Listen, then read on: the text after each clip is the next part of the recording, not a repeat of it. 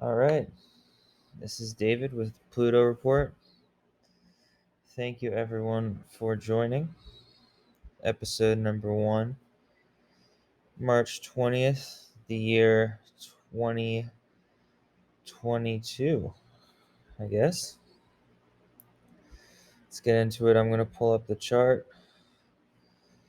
And I think really what we got to talk about today, uh, to be honest, I'm not so concerned with the whole Aries equinox thing. Um, it's much more this question of Saturn square the nodes.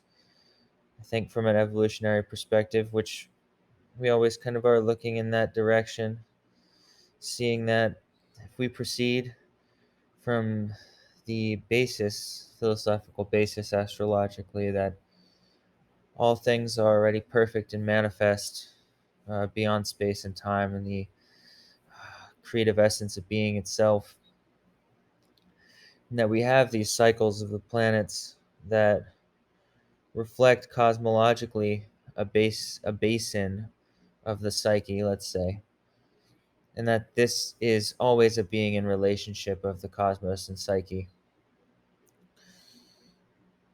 We're using the moon's nodes as a evolutionary pathway which cuts through life and orients the soul, the collective soul or the world soul, the earth soul, I guess I should say, not the necessarily the cosmos soul, because here we have to remember that there are different planetary nodes in relation to the earth. And when we're looking at the moon's nodes, we're looking at a mirror or reflection or refractory light of cosmic energy and light in relationship to the Earth as a sort of satellite, in the same way that Pluto has Charon, the ferryman. The moon's nodes here with Saturn, 23 degrees Taurus and Scorpio, north node Taurus, squaring Saturn at 20 degrees of Aquarius. This Saturn square, right? The term Saturn square is immediately going to evoke 2021 with the Saturn Uranus square. Uranus still stationed around the point of that square at 12 degrees Taurus. Saturn has slowly been advancing through Aquarius. Will soon join my personal Saturn return in Pisces. Give it a couple of months here to do so. But right now at 20 degrees of Aquarius, it is where it has not yet been or gone in a whole Saturn cycle, particularly here in relationship to the leaving the orb, separating the orb of the Saturn Uranus square of 2021 and a good part of 2022 thus far, into really immediately square with the moon's nodes. And what this is telling us is that there's an evolutionary direction and orientation. This is what Jeffrey Wolf Green calls a skip step in the natal chart. There's a collective evolutionary orientation towards what is now, I'm going to loosely use the term and the word problem, this Saturn problem, which again, if you can remember, the Saturn Pluto Jupiter conjunction in Capricorn, the early months of 2020, or the early months of 2020, there is this Saturn device that has been shaping and moving and molding for the past several years, which is now interacting directly in a square with the nodes, suggesting a skipped evolutionary step. And this Saturn archetype here is the bounds is space-time itself. It's the ontology of being. The ontology of being means the life quality that we are able to infer and defer and confer with consciousness upon being at any given moment in time. My understanding of the essence of being is limited by my psychic ability to confront being, or my ability to look out into the cosmos and observe being becoming in a nature sense, right? So if I'm looking out into the cosmos and I'm observing Saturn, the furthest planet visible with the naked eye, I'm observing this ontological I would almost describe it as the wall of a cosmic womb, right? Where my vision and my senses can only penetrate this far into reality. And the philosopher Pascal calls this phenomenon, right? He says God is the cultural limit in one of his notebooks.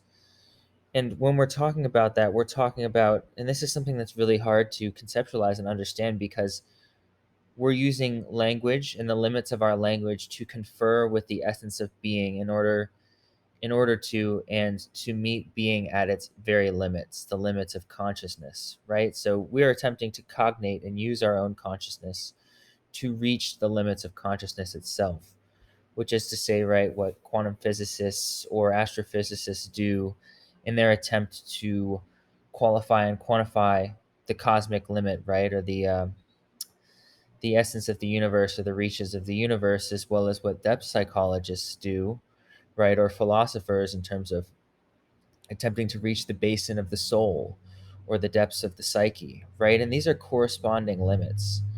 So at any given moment in time, we have these two corresponding limits, which are really the same limit, the limit of consciousness in regards to the psyche and in regards to the cosmos. And so, and this forms the foundation of our reality. As far as I am able to go into the depths of my psyche to achieve cognition of anything, right? So, my understanding of what a tree is going to be my understanding in reality of what being is. My relationship to being is going to determine and confer the entirety of meaning, definition upon my reality proper. If I can see the tree as actually a manifestation, not even a symbol, but a presentation and manifestation of the larger cosmic nature, right? The unfolding of a creative process which exists in several different spheres, microcosmic, macrocosmic. It's the idea that William Blake says in his poem, The Marriage of Heaven and Hell,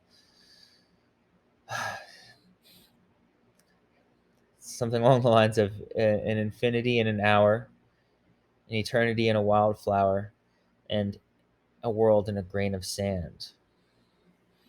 Something loosely along those terms, right? Where we're able to see on a macrocosmic and microcosmic level the essential relationship of creative nature, as in a discoursing between the soul and the spirit, or the cosmos and the psyche, as these sort of binary poles in a dance, right? That the knowledge of one actually furthers the knowledge of the other. My ability to have consciousness actually expands the universe in its ability to discursively relate to itself through me as a vehicle of itself, consciousness.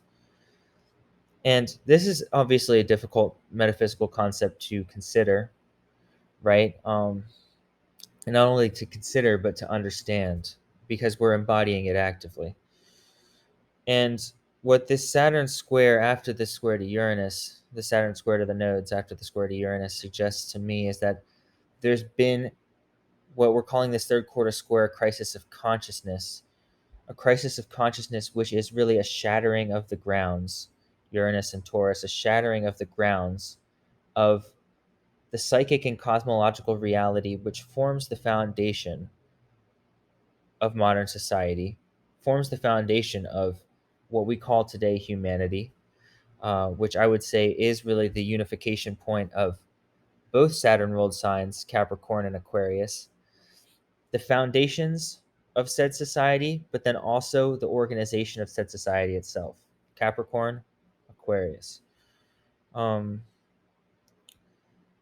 and what we're talking about is really at root an ontological reorientation as in an expanded understanding and definition of being, which is being incorporated and being known at a psychological level in the depths of the psyche first, and then being, we'll say, converted or translated into a new language or new linguistic, which then has to be oriented, right? And so when we're speaking, we're orienting speech.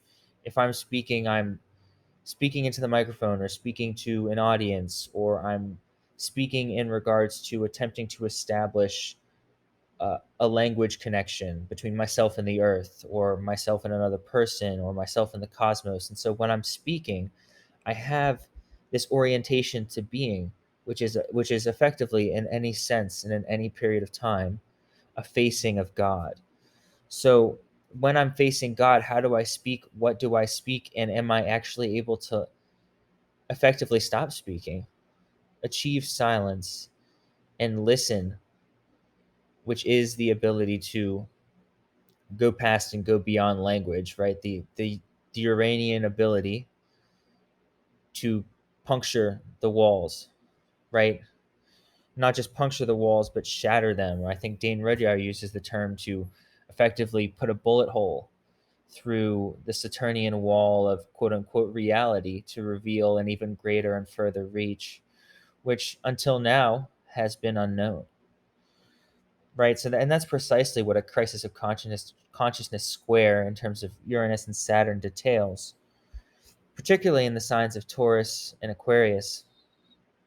And that what we're talking about here with Taurus is a shattering of the earth and or the earthly grounds, right? This sensorial center of which the human being and the earth are indistinguishable, in the sense that the human being rises up and falls back into the earth in really what is a fluid movement and a fluid moment. And the Saturnian structures here, ruled by Capricorn and Aquarius. Aquarius is where the square was initiated, and Capricorn was obviously where the conjunction of Pluto occurred. This shattering not only has, again, we can talk about the worldly implications, right? And we see those implications, but the Aquarius square, right? The point where the square was actually initiated between Aquarius and Taurus as the fixed signs is the way of relation, the humanity itself, right? So when we talk about the structures of Capricorn, we're talking about uh, government, bones, space time, right? All of these things that form limits and limitations and structural realities, but that themselves are not the innate humanity, right? Capricorn would be the body, where Aquarius would be the intersection of the spirit and the flesh, or the animation of the spirit and the flesh, or the lightning which strikes Frankenstein's monster and animates him, right? It's the animated quality or the humanity itself within said structures, right? So we're reaching a further essence in Aquarius, and the Saturn Uranus square, again, we got to go back to this because it's such a huge transit, is a reorientation toward the animating material, Uranus, as it defines the very understood psychic reality, meaning, and definition of humanity itself. And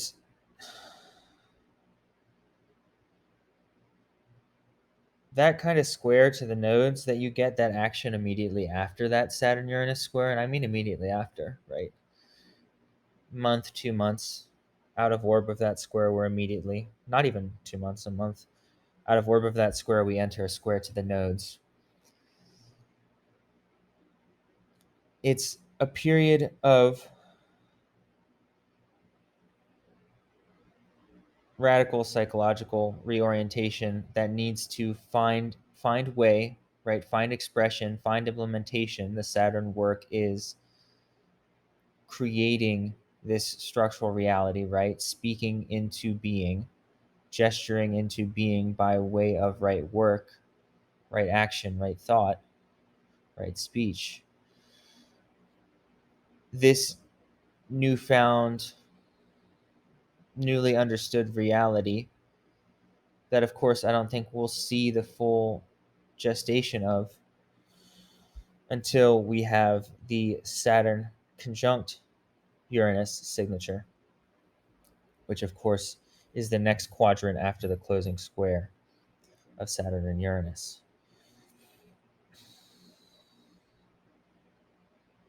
And this is definitely one of the more difficult squares to the nodes that you can have, in the sense that this is a world transit. So this is a world orientation that is shifting in terms of an uprooting of, and when we're talking about Saturn, all that was into all that will be in light of the information,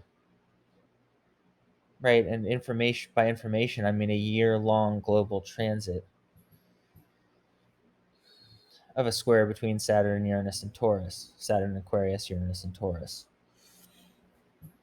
So I think that's probably the episode for today. I know that's a lot of information, but we'll get another one of these up soon. Thanks for tuning in, and that is episode 1.